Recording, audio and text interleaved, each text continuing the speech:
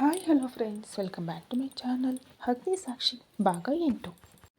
ವಿದ್ಯಾಪುರದರ ಗಾನವಿಯ ಚಿಕ್ಕಮ್ಮ ಮತ್ತು ಚಿಕ್ಕಪ್ಪ ಇರುವ ಮನೆ. ವೇದ ವೇದ ಎಂದು ಕರೆಯುತ್ತಾನೆ ಶ್ರೀನು. ಅಬ್ಬಬ್ಬಾ, ಬರ್ತಿದ್ದೀನಿ, ಯಾಕೆ ಹಾಗೆ ಕಿರ್ಚುತ್ತಿದ್ದೀರಾ ಅಂದಾಗ, ಏನಿಲ್ಲ, ಹೊಟ್ಟೆ ಹಸಿದಿದೆ, ತಿನ್ನಲು ಏನಾದರೂ ಕೊಡ್ತೀಯಾ ಇಲ್ವಾ ಅಂತ ಕರೀತಿದ್ದೀನಿ ಅಂದಾಗ, ಬೆಳಿಗ್ಗೆಯಿಂದ ಸಂಜೆಯವರೆಗೆ ನಿಮಗೆ ಅಡುಗೆ ಮಾಡಿ ಹಾಕಲು ನನಗಿರುವುದು 2 ಕೈಗಳು. ನಿಮ್ಮ ಅಣ್ಣನ ಮಗಳು ಮದುವೆ ಮಾಡಿಕೊಂಡು ತನ್ನ ಪಾಡಿಗೆ ತಾನು ಹೋಗಿಬಿಟ್ಟಳು. ಮನೆಯ ಕೆಲಸವನ್ನೆಲ್ಲ ಅವಳೇ ಅಚ್ಚುಕಟ್ಟಾಗಿ ಮಾಡುತ್ತಿದ್ದಳು. ಅವಳು ಹೋದ ಮೇಲೆ ಅನಿವಾರ್ಯವಾಗಿ ಎಲ್ಲವನ್ನು ನಾನೇ ಮಾಡಬೇಕಾಗಿದೆ. ಅದಕ್ಕೆ ಸ್ವಲ್ಪ ತಾಳ್ಮೆಯಿಂದ ಇರಿ. ಅಷ್ಟು ಹೊತ್ತು ಇರಲು ಸಾಧ್ಯವಾದರೆ ಇರಿ, ಇಲ್ಲದಿದ್ದರೆ ಬಾಯಿ ಮುಚ್ಚಿಕೊಂಡು ನೀರು ಕುಡಿದು ಮಲಗಿಕೊಳ್ಳಿ ಎಂದು ವೇದ ಗದರುತ್ತಾಳೆ. ಸರಿ ಬಿಡು, ಸ್ವಲ್ಪ ಹೊತ್ತು ಇರ್ತೀನಿ ಎಂದು ಅಲ್ಲಿಯೇ ಟಿವಿ ಹಾಕಿಕೊಂಡು ಸೋಫಾದಲ್ಲಿ ಕುಳಿತು ಶ್ರೀನು ಟಿವಿಯಲ್ಲಿ ಏನೋ ನೋಡುತ್ತಿರುತ್ತಾನೆ. ಅರ್ಧ ಗಂಟೆಯ ನಂತರ ಗಂಜಿಯಂತಿರುವ ಉಪ್ಪಿಟ್ಟನ್ನು ಒಂದು ಪ್ಲೇಟ್ನಲ್ಲಿ ಹಾಕಿಕೊಂಡು ತಂದು ಶ್ರೀನು ಕೈಯಲ್ಲಿ ಇಡುತ್ತಾಳೆ ವೇದ. ಏನೇ ಇದು, ಇದನ್ನು ಏನಂತಾರೆ ಎಂದು ಅರ್ಥವಾಗದೆ ಕೇಳಿದರೆ, ಇದು ಉಪ್ಪಿಟ್ಟು, ಆ ಮಾತ್ರ ಗೊತ್ತಾಗಲ್ವಾ ಅಥವಾ ಕಣ್ಣು ಕಾಣಲ್ವಾ ಎಂದು ವೇದ ಕೇಳುತ್ತಾಳೆ. ಇನ್ನೂ ಏನಾದರೂ ಕೇಳಿದರೆ ಗಂಡನೆಂದು ನೋಡದೆ ಹೊಡೆದರೂ ಹೊಡೆಯುತ್ತಾಳೆ ಎಂದುಕೊಂಡು ಬಾಯಿ ಮುಚ್ಚಿಕೊಂಡು ಉಪ್ಪಿಟ್ಟನ್ನು ಚಮಚದಿಂದ ಬಾಯಲ್ಲಿ ಇಟ್ಟುಕೊಳ್ಳುತ್ತಾನೆ. ಅದರ ರುಚಿಗೆ ನಾಲಿಗೆ ಸತ್ತು ಹೋದ ಅನುಭವವಾದರೂ ಎದುರು ಇರುವ ವೇದಾಳನ್ನು ನೋಡುತ್ತಾನೆ. ಶ್ರೀನು ಮುಖದ ಭಾವನೆಗಳನ್ನು ಗಮನಿಸುತ್ತಿದ್ದ ವೇದ, ಏನಾಯಿತು, ಚೆನ್ನಾಗಿಲ್ವಾ ಎಂದು ಕೇಳುತ್ತಾಳೆ. ತುಂಬ ಚೆನ್ನಾಗಿದೆ ವೇದು, ನಿನ್ನ ಅಡುಗೆ ತುಂಬ ಚೆನ್ನಾಗಿದೆ ಎಂದು ಅತಿ ಕಷ್ಟದ ಮೇಲೆ ಬಾಯಲ್ಲಿ ಇದ್ದುದನ್ನು ಶ್ರೀನು ನುಂಗುತ್ತಾನೆ. ಹೌದು ವೇದ, ಆದಿ ಅವರ ಅಜ್ಜಿ ನಾವು ಅಂದುಕೊಂಡಂತೆ ನಮಗೆ 50 ಲಕ್ಷ ಕೊಟ್ಟರು ಅಲ್ವಾ? ಆ ವಿಷಯ ಗಾನವಿಗೂ ಗೊತ್ತಿಲ್ಲ. ಆದರೆ ನಿನ್ನೆ ಚಾರಿಯವರು ನಮ್ಮ ಮನೆಗೆ ಬಂದು ಫೋನ್ ಮಾಡಿ ಆದಿ ಜೊತೆ ಮಾತಾಡು ಎಂದು ನಿನಗೆ ಫೋನ್ ಕೊಟ್ಟಾಗ ಪಕ್ಕಕ್ಕೆ ಹೋಗಿ ನೀನು ಏನು ಹೇಳಿದೆ ಅಂದಾಗ, ಏನು ಹೇಳಿದೆನಾ ಎಂದು ಕುಟಿಲವಾಗಿ ನಗುತ್ತಾ, ಅವಳನ್ನು ಇಲ್ಲೇ ನನ್ನ ತಮ್ಮನಿಗೆ ಕೊಟ್ಟು ಮದುವೆ ಮಾಡಿ ನನ್ನ ಅಮ್ಮನ ಸೊಸೆಯಾಗಿ ಇಟ್ಟುಕೊಂಡು ಜೀವನ ಪೂರ್ತಿ ಇಲ್ಲೇ ಚಾಕರಿ ಮಾಡಿಸಿಕೊಳ್ಳಬೇಕು ಅಂದುಕೊಂಡಿದ್ದೆ. ಆದರೆ ಆ ಆದಿ ಅವರ ಅಜ್ಜಿ ಬಂದು ಬೆದರಿಸಿ ತನ್ನ ಮೊಮ್ಮಗನಿಗೆ ಕೊಟ್ಟು ಮದುವೆ ಮಾಡಿಸಿದರು. ಈಗ ನಾವು ಗಾನವಿ ತಂಟೆಗೆ ಬಾರದಿರಲು 50 ಲಕ್ಷ ಕೂಡ ಕೊಟ್ಟಿದ್ದಾರೆ. ಆದರೂ ನಾನೇಕೆ ಅವಳನ್ನು ಅಷ್ಟು ಸುಲಭವಾಗಿ ಬಿಡಲಿ? ಅವಳು ಅಲ್ಲಿ ಗಂಡನ ಜೊತೆ ಹೇಗೆ ಸುಖವಾಗಿ ಸಂಸಾರ ಮಾಡುತ್ತಾಳೋ ನಾನು ನೋಡ್ತೀನಿ ಎಂದು ನಗುತ್ತಾ, ಅದಕ್ಕೆ ನಿನ್ನೆ ಅವಳ ಗಂಡನ ಹತ್ತಿರ ಅವಳಿಗೆ ಚಿಕ್ಕಂದಿನಿಂದ ಹಣದ ಹುಚ್ಚು, ಹಣವಿದ್ದವರನ್ನು ಬಲೆಗೆ ಹಾಕಿ ಮದುವೆ ಮಾಡಿಕೊಳ್ಳಬೇಕು ಎಂದು ಆಸೆ ಪಡುತ್ತಿದ್ದಳು. ರಾಣಿಯಂತೆ ವೈಭೋಗಗಳನ್ನು ಅನುಭವಿಸಬೇಕೆಂಬುದು ಅವಳ ಚಿಕ್ಕಂದಿನ ಕೋರಿಕೆ ಎಂದು ಇಲ್ಲ ಸಲ್ಲದ್ದೆಲ್ಲ ಹೇಳಿಬಿಟ್ಟೆ. ಅಲ್ಲದೆ ನಮ್ಮನ್ನು ಬೆದರಿಸಿ ಅವಳ ಬಗ್ಗೆ ಹೇಳಬಾರದೆಂದು 50 ಲಕ್ಷ ಅವರ ಅಜ್ಜಿಯ ಮೂಲಕ ಕೊಡಿಸಿದ್ದಾಳೆ ಎಂದು ಕೂಡ ಹೇಳಿದೆ. ನನಗೆ ತಿಳಿದ ಮಟ್ಟಿಗೆ ಆದಿತ್ಯ ತುಂಬ ಕೋಪಿಷ್ಠನಂತೆ. ಇಷ್ಟೆಲ್ಲ ವಿಷಯಗಳು ಅವಳ ಬಗ್ಗೆ ತಿಳಿದ ಮೇಲೆ ಖಂಡಿತವಾಗಿಯೂ ಅವಳನ್ನು ತನ್ನ ಹೆಂಡತಿಯಾಗಿ ಒಪ್ಪಿಕೊಳ್ಳಲ್ಲ. ಆಗ ಸತ್ತ ಹಾಗೆ ಅವಳು ತಿರುಗಿ ನಮ್ಮ ಕಾಲು ಬುಡಕ್ಕೆ ಬರುತ್ತಾಳೆ. ಜೀವನ ಪೂರ್ತಿ ಈ ಮನೆಯಲ್ಲಿ ಕೆಲಸದವಳಾಗಿ ನಮಗೆ ಸೇವೆ ಮಾಡುತ್ತಾಳೆ.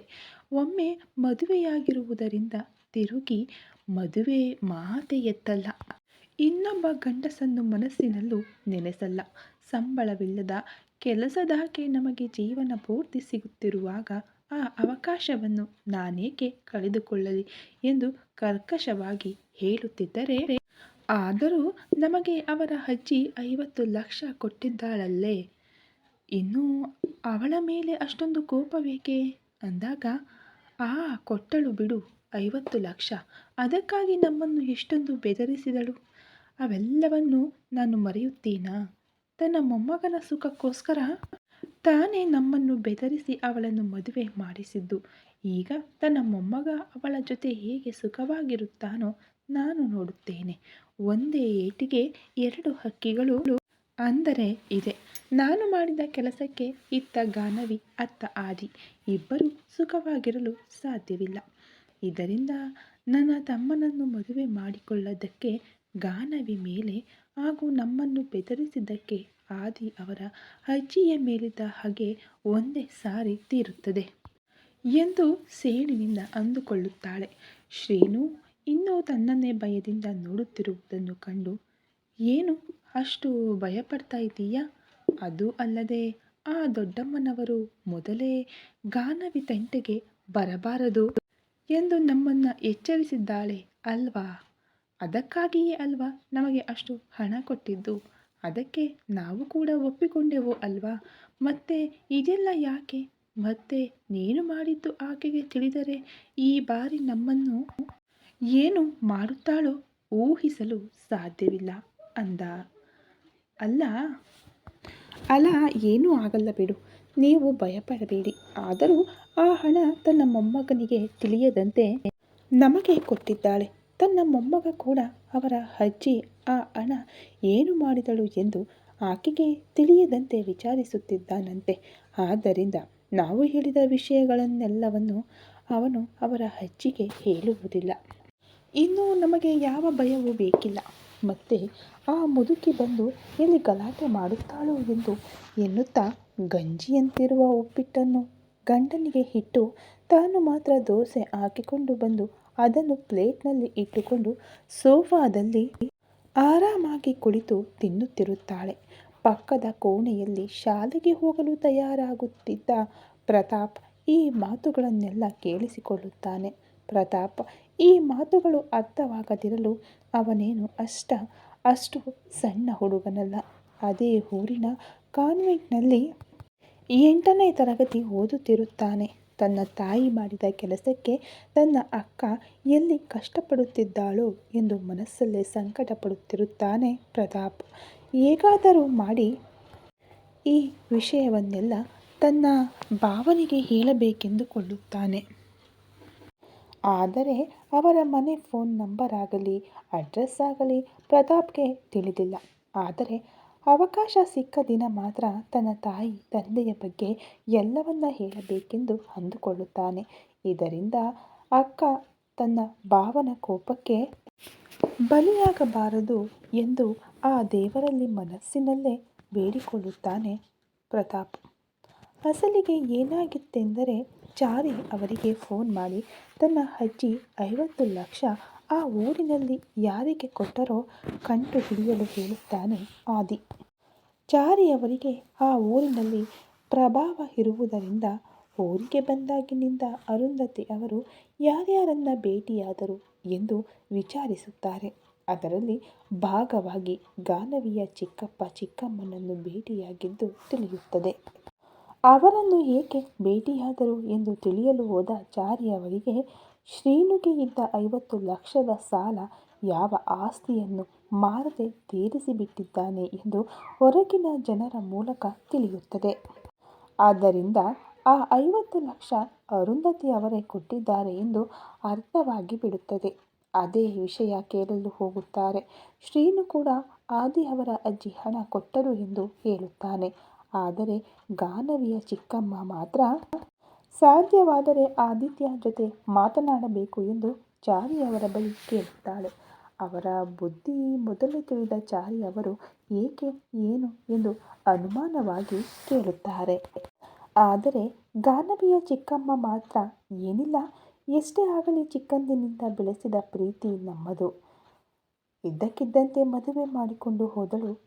ಅಲ್ಲಿ ಹೇಗಿದ್ದಾಳೋ ಏನೋ, ಅವಳ ಯೋಗಕ್ಷೇಮ ವಿಚಾರಿಸೋಣ ಎಂದು ಕೇಳುತ್ತಿದ್ದೇನೆ ಅಂದಾಗ, ಎಷ್ಟೇ ಆದರೂ ಚಿಕ್ಕಂದಿನಿಂದ ಗಾನವಿಯನ್ನು ಬೆಳೆಸಿದ್ದಾಳೆ ಅಲ್ವಾ ಎಂಬ ನಂಬಿಕೆಯಿಂದ ಆದಿ ನಂಬರ್ಗೆ ಫೋನ್ ಮಾಡಿ ಕೊಡುತ್ತಾರೆ ಚಾರಿ ಅವರು.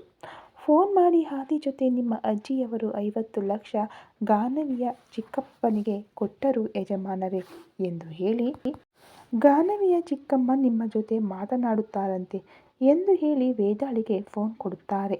ಅಲ್ಲೇ ಇದ್ದ ಗಾನವಿಯ ಚಿಕ್ಕಪ್ಪ ಚಾರಿ ಅವರನ್ನು ಮಾತಿಗೆ ಎಳೆದುಕೊಂಡರೆ ಆ ಫೋನ್ ತೆಗೆದುಕೊಂಡು ಸರಸರನೆ ಇತ್ತಲಿಗೆ ಹೋಗಿ ಗಾನವಿ ತನ್ನ ತಮ್ಮನನ್ನು ಮದುವೆಯಾಗದೆ ಇಷ್ಟು ದೊಡ್ಡ ಮನೆ ಸೊಸೆಯಾದಳು ಎಂಬ ಹೊಟ್ಟೆ ಕಿಚ್ಚಿನಿಂದ ಆದಿಗೆ ಗಾನವಿಯ ಮೇಲೆ ಇಲ್ಲ ಸಲ್ಲದ್ದೆಲ್ಲ ತುಂಬಿಬಿಡುತ್ತಾಳೆ.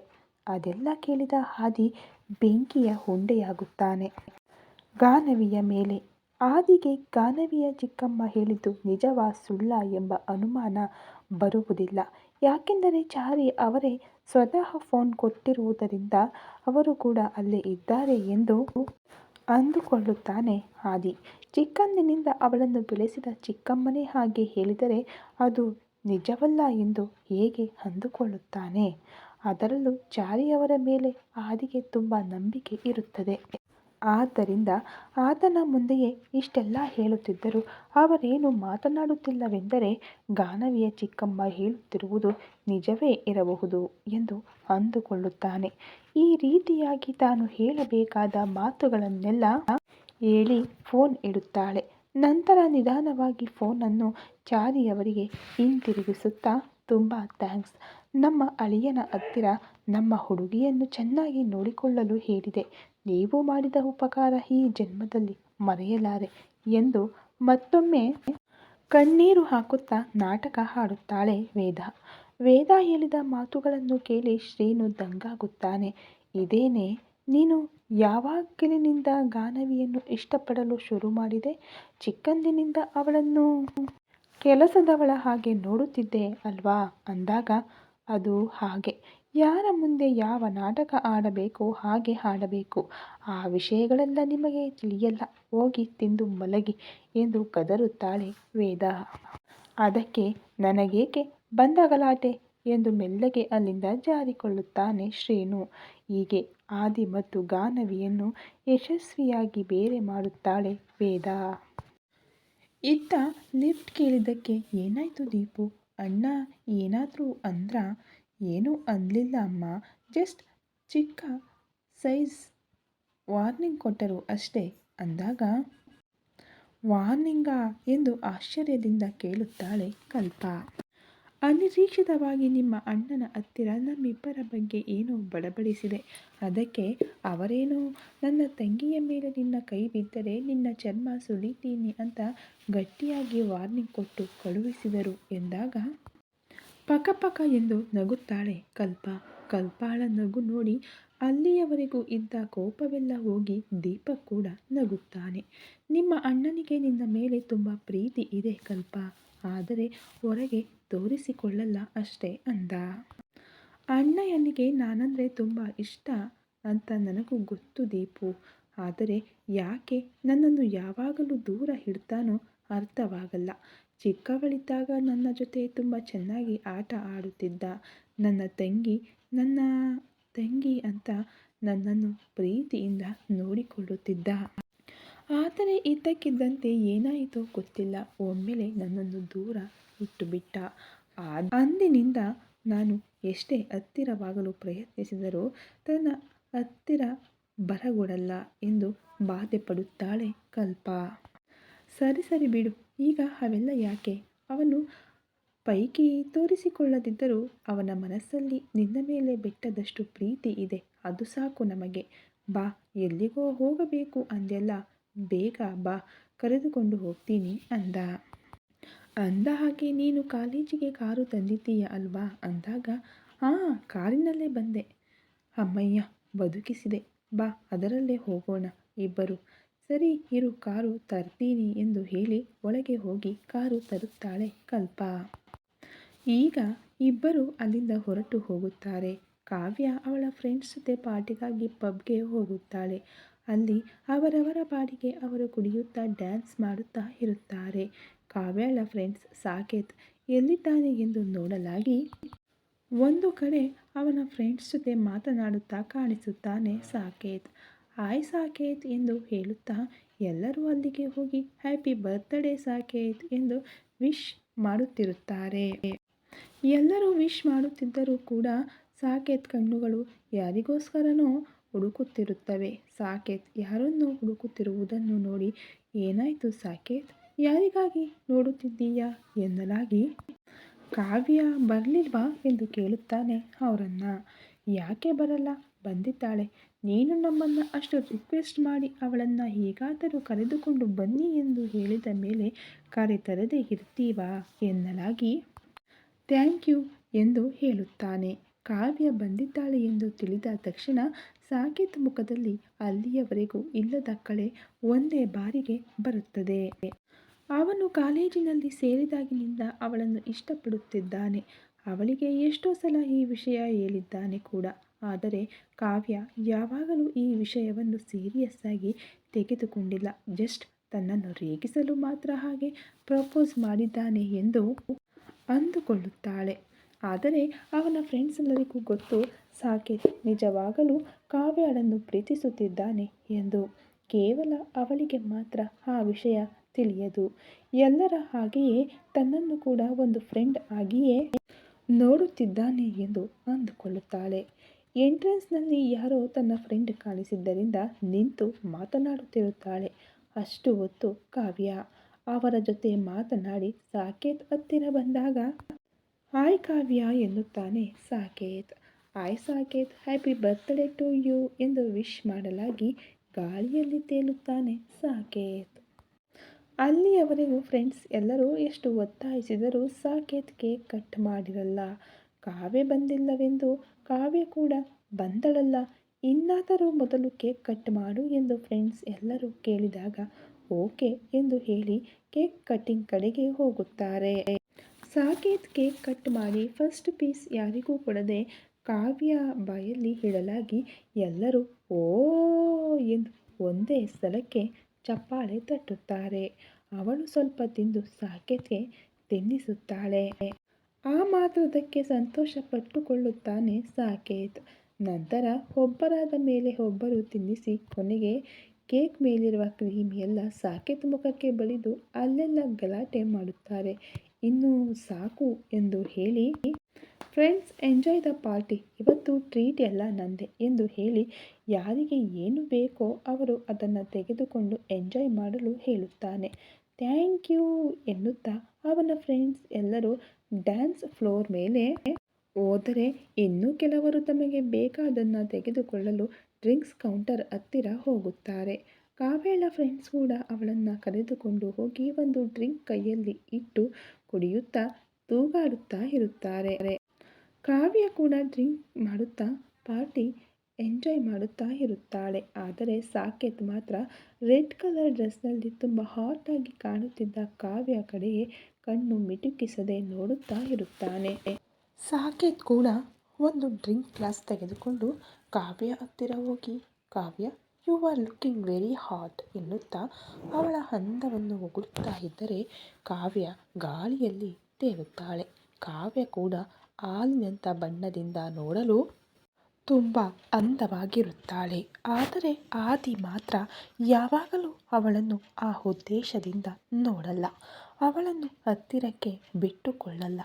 ಇಷ್ಟು ಜನ ನನ್ನ ಅಂದವನ್ನು ಹೊಗಳುತ್ತಿದ್ದಾರೆ, ಆದರೆ ಆದಿಗೆ ಮಾತ್ರ ನಾನೇಕೆ ಇಷ್ಟವಾಗಲಿಲ್ಲ ಎಂದುಕೊಳ್ಳುತ್ತಿರಲಾಗಿ ಸಾಕೇತ್ ಕಾವ್ಯಳ ಜೊತೆ ಕಮಾನ್ ಲೆಟ್ ಡ್ಯಾನ್ಸ್ ಕಾವ್ಯ ಎಂದು ಕರೆಯುವುದರೊಂದಿಗೆ ತನ್ನ ಆಲೋಚನೆಗೆ ಅಲ್ಲಿಗೆ ವಿರಾಮ ಕೊಟ್ಟು ಸಾಕೇತ್ ಜೊತೆ ಡ್ಯಾನ್ಸ್ ಮಾಡಲು ಓಕೆ ಎನ್ನುತ್ತಾಳೆ. ಓಕೆ ಎಂದುಕೊಳ್ಳುತ್ತಾ ಡ್ರಿಂಕ್ ಗ್ಲಾಸ್ ಪಕ್ಕಕ್ಕಿಟ್ಟು ಇಬ್ಬರೂ ಸೇರಿ ಡ್ಯಾನ್ಸ್ ಫ್ಲೋರ್ ಮೇಲೆ ಹೋಗುತ್ತಾರೆ. ಒಂದು ಕೈ ಕಾವ್ಯಳ ಸೊಂಟದ ಮೇಲೆ ಹಾಕಿ ಇನ್ನೊಂದು ಕೈಯಿಂದ ಅವಳ ಕೈ ಹಿಡಿದುಕೊಂಡು ಕಾವ್ಯ ಜೊತೆ ಸೇರಿ ಡ್ಯಾನ್ಸ್ ಮಾಡುತ್ತಿರುವ ಸಾಕೇತ್ಗೆ ತುಂಬ ಖುಷಿಯಾಗುತ್ತದೆ. ಇವರ ಜೊತೆ ಇವರೊಂದಿಗೆ ಬಂದ ಫ್ರೆಂಡ್ಸ್ ಕೂಡ ಕೆಲವರು ಹಾಗೆ ಡ್ಯಾನ್ಸ್ ಫ್ಲೋರ್ ಮೇಲೆ ಹೋಗಿ ಖುಷಿಯಾಗಿ ಸ್ವಲ್ಪ ಹೊತ್ತು ಎಂಜಾಯ್ ಮಾಡುತ್ತಾರೆ. ಹಾಗೆ ಸಾಕೇತ್ ಬರ್ತ್ಡೇ ಆ ದಿನ ತುಂಬ ಚೆನ್ನಾಗಿ ಎಂಜಾಯ್ ಮಾಡುತ್ತಾರೆ ಅವರ ಫ್ರೆಂಡ್ಸ್ ಎಲ್ಲರೂ. ಅಷ್ಟರಲ್ಲೇ ಲೇಟ್ ಆಗಿದ್ದರಿಂದ ಇನ್ನು ಮನೆಗೆ ಅವರು ಹೊರಡುತ್ತಾರೆ. ಕಾವ್ಯ ಡ್ರಿಂಕ್ ಮಾಡಿದ್ದರಿಂದ ಪ್ರಜ್ಞೆ ಇಲ್ಲದೆ ತೂರಾಡುತ್ತಿದ್ದರೆ ಸಾಕೇತ್ ಹತ್ತಿರವಿದ್ದು ತನ್ನ ಕಾರಿನಲ್ಲಿ ಹತ್ತಿಸಿಕೊಂಡು ಅವಳ ಮನೆಯವರೆಗೆ ಕರೆದುಕೊಂಡು ಹೋಗುತ್ತಾನೆ. ಅವರ ಮನೆ ಬರುತ್ತಿದ್ದಂತೆ ಕಾವ್ಯ ಗೆಟಪ್ ಎಂದು ಕರೆಯಲಾಗಿ ಅಲ್ಲಿಯವರೆಗೂ ಅವನ ಭುಜದ ಮೇಲೆ ಮಲಗಿದ್ದ ಕಾವ್ಯ ಮತ್ತಿನಲ್ಲಿ ಕಣ್ಣು ಬಿಡುತ್ತಾಳೆ. ಏನು ಸಾಕೇತ್ ಎನ್ನಲಾಗಿ ನಿಮ್ಮ ಮನೆ ಬಂತು ಕಾವ್ಯ ಇನ್ನು ಮನೆಗೆ ಹೋಗು ಎಂದು ಹೇಳಿದಾಗ ಆಗ ನೆನಪಾಗುತ್ತದೆ ತಾನು ಶಾಂಭವಿ ಜೊತೆ ತನಗೆ ಜ್ವರ ಇದೆ ಎಂದು ಹೇಳಿ ಬೆಡ್ರೂಮ್ ಲಾಕ್ ಮಾಡಿ ಇಂದಿನ ಬಾಗಿಲಿನಿಂದ ಬಂದಿದ್ದು ಎಂದು. ಈಗ ವಾಚ್ಮ್ಯಾನ್ ಗೇಟ್ ಹತ್ತಿರವೇ ನೋಡುತ್ತಿರುವುದರಿಂದ ಈಗ ಒಳಗೆ ಹೇಗೆ ಹೋಗಬೇಕು ಎಂದು ಯೋಚಿಸುತ್ತಾ ಸಾಕೇತ್ನನ್ನು ನೋಡುತ್ತಾ ಇರುತ್ತಾಳೆ. ಏನಾಯಿತು ಕಾವ್ಯ, ಯಾಕೆ ಹಾಗೆ ನೋಡ್ತಾ ಇದ್ದೀಯ? ಅಂದರೆ ನಿನ್ನ ಬರ್ತ್ಡೇ ಪಾರ್ಟಿಗಾಗಿ ಮನೆಯಲ್ಲಿ ಯಾರಿಗೂ ಹೇಳದೆ ಯಾರಿಗೂ ಕಾಣಿಸದೆ ಕಳ್ಳತನದಿಂದ ಬಂದೆ ಎಂದು ಹೇಳುವುದರಿಂದ ತನಗಾಗಿ ಹಾಗೆ ಬಂದಿದ್ದಕ್ಕೆ ಸಂತೋಷ ಎನಿಸುತ್ತದೆ ಸಾಕೇತ್ಗೆ. ಪ್ಲೀಸ್ ಸಾಕೇತ್, ಹೆಲ್ಪ್ ಮಾಡು. ಈಗೇನಾದರೂ ಆ ವಾಚ್ಮ್ಯಾನ್ ನೋಡಿದ ಅಂದರೆ ನಾಳೆ ಬೆಳಿಗ್ಗೆ ನಮ್ಮ ಅತ್ತೆಗೆ ಹೇಳಿಬಿಡ್ತಾನೆ ಎಂದು ಹೇಳುವುದರಿಂದ ಓಕೆ ನೀನು ಟೆನ್ಷನ್ ತಗೋಬೇಡ, ನಾನು ಹೇಗಾದರೂ ವಾಚ್ಮ್ಯಾನ್ನ ಮಾತಿಗೆ ಎಳೆದುಕೊಳ್ತೀನಿ, ನೀನು ಯಾರೂ ನೋಡದ ಹಾಗೆ ಒಳಗೆ ಹೋಗಿಬಿಡು ಎನ್ನಲಾಗಿ ಓಕೆ ಥ್ಯಾಂಕ್ ಯು ಸಾಕೇತ್ ಎಂದು ಒಂದು ಸಲ ಅವನನ್ನು ಹಗ್ ಮಾಡಿಕೊಂಡು ಮೆಲ್ಲಗೆ ಕಾರು ಇಳಿಯುತ್ತಾರೆ ಇಬ್ಬರು. ವಾಚ್ಮ್ಯಾನ್ ಫೋನಿನಲ್ಲಿ ಏನೋ ನೋಡಿಕೊಳ್ಳುತ್ತಿರಬೇಕಾದರೆ ಸಾಕೇತ್ ಬಂದು ಎಕ್ಸ್ಕ್ಯೂಸ್ ಮಿ ಸರ್, ಈ ಅಡ್ರೆಸ್ ಸ್ವಲ್ಪ ಹೇಳ್ತೀರಾ ಎಂದು ಮಾತಿಗೆ ಎಳೆದು ಅವನನ್ನು ಸ್ವಲ್ಪ ಪಕ್ಕಕ್ಕೆ ಕರೆದುಕೊಂಡು ಹೋಗುವಷ್ಟರಲ್ಲಿ ಸರಿ ಎಂದು ಅಡ್ರೆಸ್ ಹೇಳುತ್ತಿರುವ ವಾಚ್ಮ್ಯಾನ್ ನೋಡದಂತೆ ಆ ಕಡೆಯಿಂದ ಹೋಗಿಬಿಡುತ್ತಾಳೆ ಕಾವ್ಯ.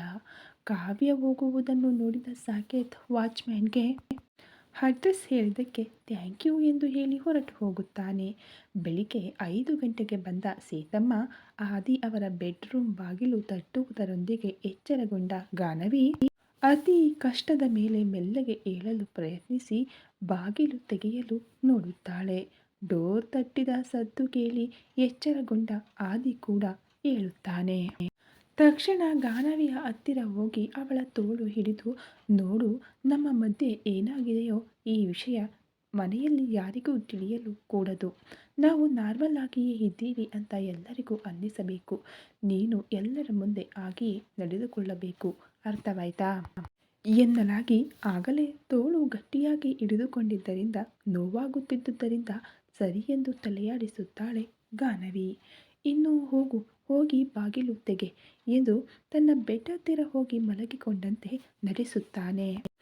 ಗಾನವಿ ಮೆಲ್ಲಗೆ ಹೋಗಿ ಬಾಗಿಲು ತೆರೆಯಲಾಗಿ ಎದುರಿಗೆ ಸೀತಮ್ಮ ಇರುತ್ತಾಳೆ. ಗಾನವಿಯ ಕೆಂಪಾದ ಕಣ್ಣುಗಳು, ಕೆದರಿದ ಕೂದಲು, ನಲುಗಿದ ಸೀರೆ, ಬಾಡಿದ ಹೂಗಳು, ಮೈಮೇಲೆ ಅಲ್ಲಲ್ಲಿ ಕೆಂಪಾದ ಗುರುತುಗಳನ್ನು ನೋಡಿ ಇನ್ನೇನೋ ಅಂದುಕೊಳ್ಳುತ್ತಾ ಸಂತೋಷದಿಂದ ಬೇಗ ಸ್ನಾನ ಮಾಡಿಕೊಂಡು ಬನ್ನಿ ಅಮ್ಮ, ದೇವರ ಹತ್ತಿರ ದೀಪ ಹಚ್ಚುವಿರಂತೆ ಎಂದು ಹೇಳಿ ಹೋಗಿಬಿಡುತ್ತಾಳೆ ಸೀತಮ್ಮ. ಸರಿ ಎಂದು ತಲೆಯಾಡಿಸುತ್ತಾಳೆ ಗಾನವಿ. ಇನ್ನು ಅಲ್ಲಿಂದ ಸೀತಮ್ಮ ಅರುಂಧತಿ ಅವರ ಹತ್ತಿರ ಹೋಗಿಬಿಡುತ್ತಾಳೆ. ಒಳಗೆ ಹೋದ ಸೀತಮ್ಮನ ಜೊತೆ ಅರುಂಧತಿ ಅವರು ಗಾನವಿ ಹೇಗಿದ್ದಾಳೆ ಸೀತಮ್ಮ ಎಂದು ಕೇಳುತ್ತಾರೆ. ಗಾನವಿಯ ರೂಪವನ್ನು ನೆನಪಿಸಿಕೊಂಡು ಎಲ್ಲ ಸರಿಯಾಗಿದ್ದಂತೆ ಅನ್ನಿಸುತ್ತಮ್ಮ ಎನ್ನುತ್ತಾಳೆ. ನಿಜವಾಗಲೂನಾ ಎಂದು ಸಂತೋಷ ಪಡುತ್ತಾರೆ ಅರುಂಧತಿ ಅವರು. ನಿಜವಾಗಲೂ ಅಮ್ಮ, ಅವರಿಬ್ಬರೂ ಒಂದಾದಂತೆಯೇ ಅನ್ನಿಸಿತು ಎನ್ನುತ್ತಾಳೆ ಸೀತಮ್ಮ. ಹಾಗೆ ನಡೆದರೆ ನನಗಿಂತ ಖುಷಿ ಪಡುವವರು ಯಾರೂ ಇಲ್ಲ ಎಂದು ಅಂದುಕೊಳ್ಳುತ್ತಾ ಅವರಿಬ್ಬರೂ ಯಾವಾಗಲೂ ಸಂತೋಷವಾಗಿರಲಿ ಎಂದು ಮತ್ತೊಮ್ಮೆ ದೇವರನ್ನು ಪ್ರಾರ್ಥಿಸುತ್ತಾರೆ ಅರುಂಧತಿ ಅವರು. ಸೀತಮ್ಮ ಬಂದಾಗಿನಿಂದ ಗಾನವಿ ಬಾಗಿಲು ತೆರೆಯುವವರೆಗೂ ನುಸುಳಿ ನೋಡುತ್ತಿರುತ್ತಾಳೆ ಶಾಂಭವಿ. ಹೊರಗೆ ಬಂದು ಬಾಗಿಲು ತೆಗೆದ ಗಾನವಿಯ ರೂಪವನ್ನು ನೋಡಿ ಒಂದೇ ಬಾರಿಗೆ ದಂಗಾಗುತ್ತಾಳೆ ಶಾಂಭವಿ. ಇದೇನು, ನಾನು ಇವರ ಮಧ್ಯೆ ಏನೂ ನಡೆಯಬಾರದೆಂದು ಹಾಲಿನಲ್ಲಿ ನಿದ್ದೆ ಮಾತ್ರೆ ಹಾಕಿ ಕೊಟ್ಟಿದ್ದೆ ಅಲ್ವಾ, ಅವು ಕುಡಿದು ಇಬ್ಬರೂ ಮತ್ತು ಬಂದು ನಿದ್ರಿಸಬೇಕಿತ್ತು. ಆದರೆ ಗಾನವಿಯ ರೂಪ ಹೀಗಿದೆ, ಏನಾಯಿತು, ನನ್ನ ಪ್ಲ್ಯಾನ್ ಉಲ್ಟಾ ಆಯ್ತಾ ಏನು, ಇವರಿಬ್ಬರ ಮಧ್ಯೆ ಎಲ್ಲ ನಡೆದು ಹೋಯ್ತಾ ಎಂದು ಕೊರಗುತ್ತಿರುತ್ತಾಳೆ ಶಾಂಭವಿ.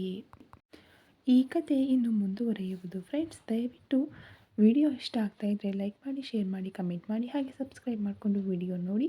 ಈಗಾಗಲೇ ಮೆಂಬರ್ಶಿಪ್ ತಗೊಂಡಿರೋರಿಗೆ ಧನ್ಯವಾದಗಳು. Thank you so much.